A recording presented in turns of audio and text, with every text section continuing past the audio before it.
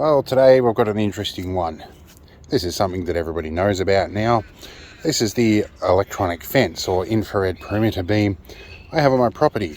All the people that were jumping across the lack of front fence on my property and stealing things were tripping this off and letting me know they were there. It helped a lot.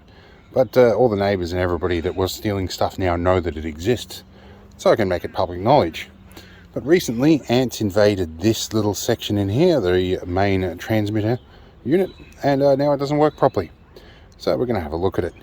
Alright, there's been some add-ons over the years in this, and hopefully I can get this cover off. Let's take that off and have a look. Alright, this is the main unit. There is a powered repeater unit at the other end. Usually the ants get into this system here. Now there is a relay in here, so when we cover the beam it should click. And it should restore back to its position after that.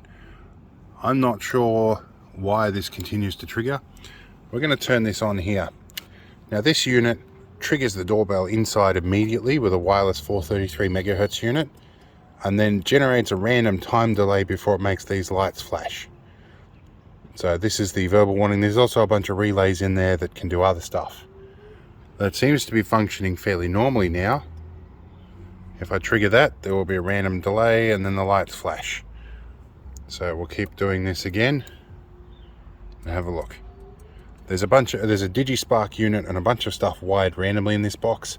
Later on I need to generate a new unit and write some more code with a full-on Arduino so that it can do things like time out when somebody parks in the beam. But for the moment this seems to be working alright. I think most of the ants have actually vacated.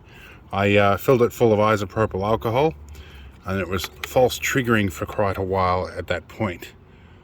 So I think we're okay for the moment. I'm going to put the cover back on, see if it keeps misbehaving. Alright, so after a bunch of testing I determined that it was my signaling box was the problem. The beam so far seems to be working quite fine. I think with a dose of alcohol most of the ants moved out before they got too embedded in there. So this unit at the time was made out of spare bits and pieces I had laying around, including a DigiSpark to control the whole thing. Stuff has got loose in the heat over the years. There is a little bit of moisture in here that's obviously got in here at some point. And this is a bit of chaos that I'm going to have to work out. But at least it's on the bench. It's a lot easier to test now. Okay, we are going to give it 12 volts as a test source and see how it goes here. Okay, we will hook on positive to the red and negative to the black. Let's have a look at what my wiring diagram was on the back. Was red was 12 volt plus, black was 12 volt negative.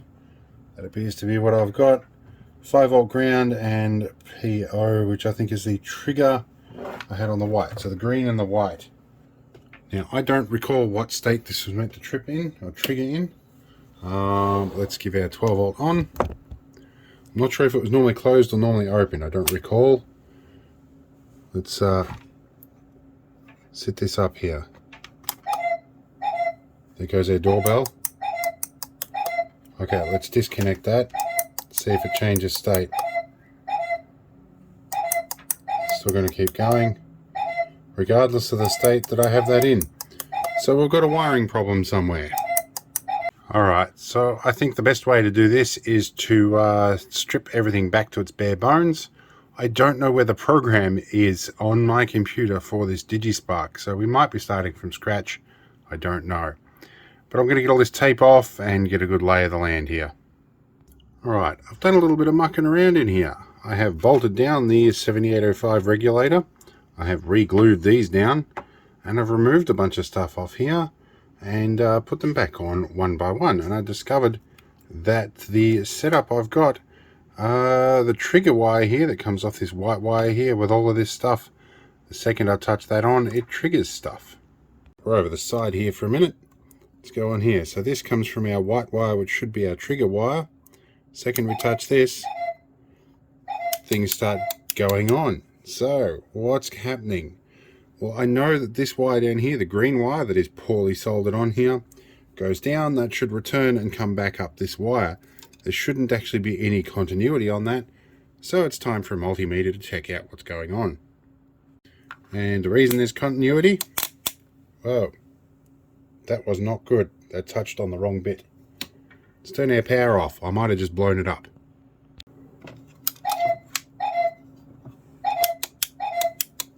Alright, so the reason I was getting continuity is I still had the clip lead across this.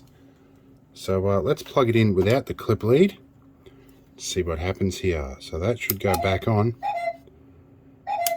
and that's still going to keep going. Alright, so there isn't continuity across these two wires yet, so I'm going to check with a multimeter and find out what's going on. Right, so for continuity we move down to this bit here with a beeper in it, which I've half covered up with blue tack. We'll check. Should have a beep beep on there.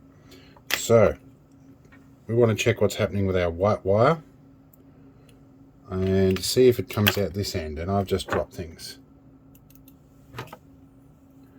This can be a little challenging sometimes, so let's rip this bit of tape off here because that gives me access to the other end of the white wire.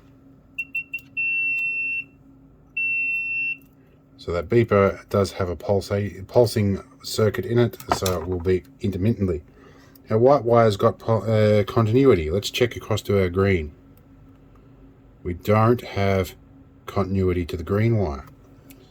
Let's see if green wire has continuity at the other end. Let's come along here. Does green wire have continuity?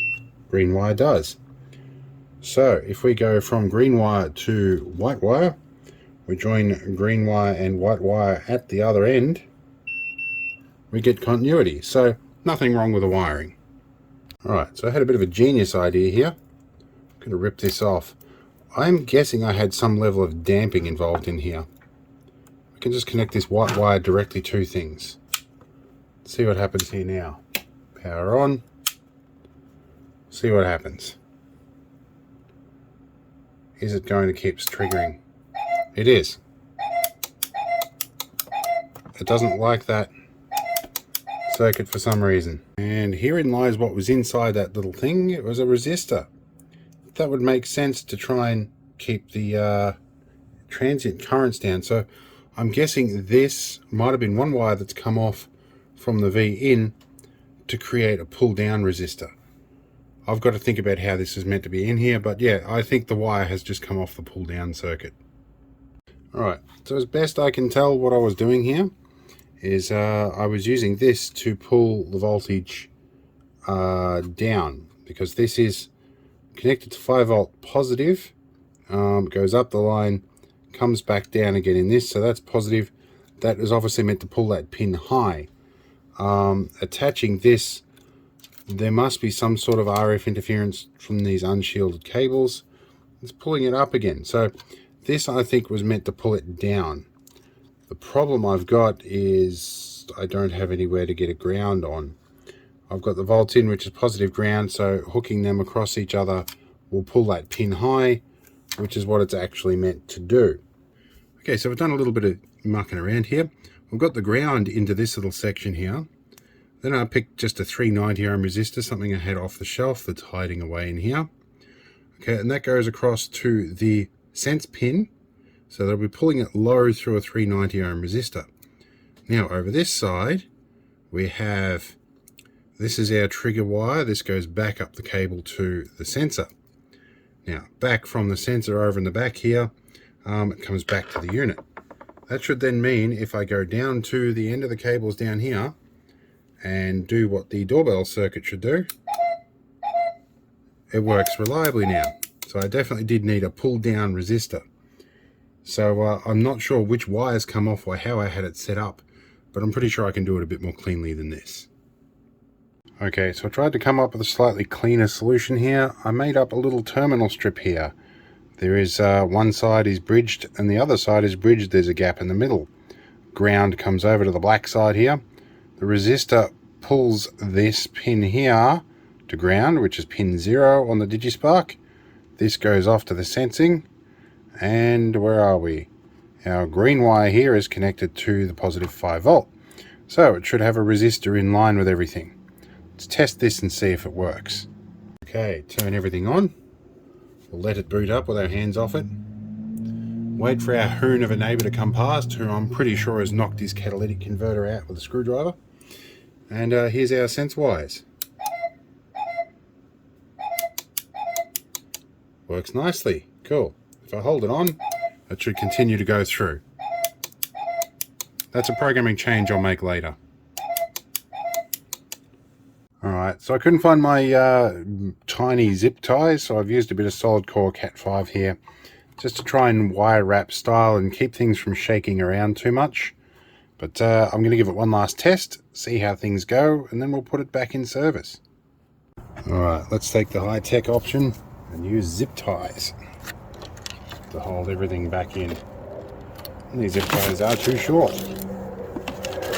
A bit like a spoon being too big but backwards. There's always an aircraft in the air when I want to film too. Okay.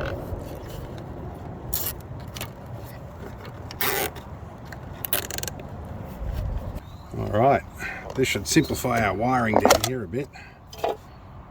Now, I forgot to bring a small flat blade screwdriver, but we'll work with this.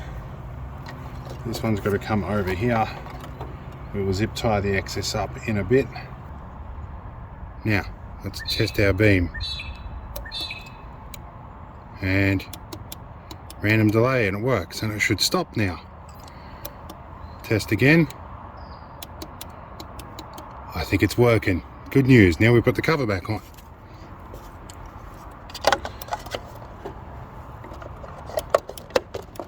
Right, let's turn this off while we're on the cover. Right, and I've sprayed the area with a decent long-lasting insecticide to get the ants out of it this time. Now we get some zip ties and we clean everything up. Alright, well, things look a little neater now, and if I step across the driveway, the doorbell's going to go off. Next job, I think, will be refurbing the mailbox, which was a bit of a refurb from a while ago, but I'm going to give that a new paint job soon. But anyway, I can go inside and ignore things for a while now. Have a good one. Hope it was interesting.